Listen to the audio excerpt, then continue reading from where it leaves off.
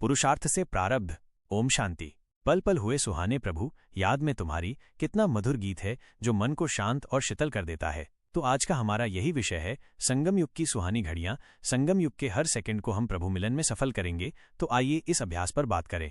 ओम शांति। हम सभी राजयोगी हैं और हमें अपनी मंजिल तक पहुंचना है, तो हमें एकांत में जाकर गहन चिंतन करना है। यह भाग्य बनाने के दिन, यह ईश्वरीय मौजों के दिन दोबारा कभी नहीं आएंगे।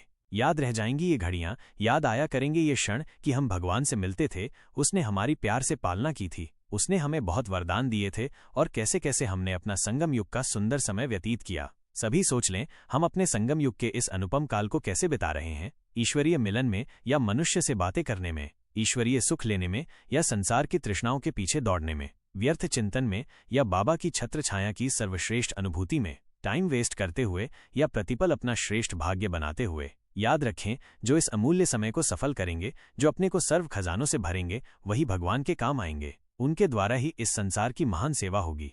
तो हम सभी एक महान सेवा के लिए स्वयं को तैयार करें।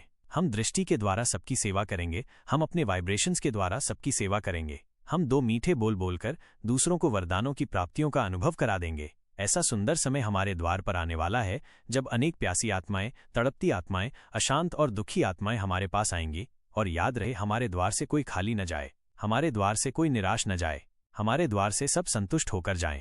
जो जिस भावना और कामना से हमारे पास आए, उसे वही प्राप्त हो जाए। ऐसी योग की शक्ति, ऐसी पवित्रता की शक्ति, ऐसी महान शक्तियां हमें स्वयं में धारण करनी है। विचार करें, कोई प्यासा व्यक्ति हमारे पास आया हो, हमारे द्वार पर खड़ा हो और कह रहा हो, मुझे एक गिलास पानी पिला दो, नहीं तो मैं मरा जा रहा हूं, और हम उसे पानी न पिला पाएं और हमारे द्वार पर ही वो दम तोड़ दे, तो हमारी फीलिंग्स कैसी होती कि काश हम किसी का जीवन बचा पाते। ऐसा ही अनेक बार हमारे सामने होने जा रहा है। अनेक तड़पती आत्माएं हमारे द्वार पर आएंगी कि हमें दृष्टि दे दो, हमारे कष्ट हर लो, हमारे ऊपर विघ्नों के पहाड़ टूट चुके हैं, हमारे विघ्न हर लो।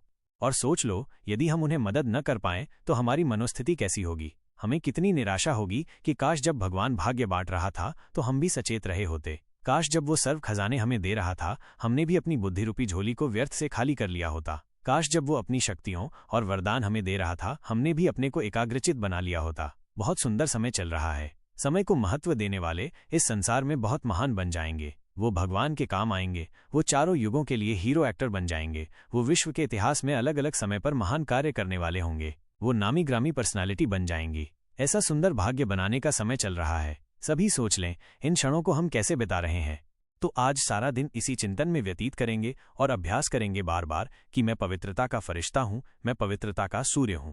मेरे अंग अंग से रंग बिरंगी किरणें चारों ओर फैल रही हैं और मुझे संपूर्ण फरिश्ता बन जाना है। अपने संपूर्ण फरिश्ते स्वरूप को विजुअलाइज करेंगे और बार बार उसे अपने में मर्ज करेंगे। ऐसा सामने देखेंगे कि मेरा संपूर्ण फरिश्ता स्वरूप है, धीरे धीरे चलकर मेरी ओर आता है और मुझ में समा जाता है और मैं बन गया संपूर्ण फरिश्ता। ओम शांति।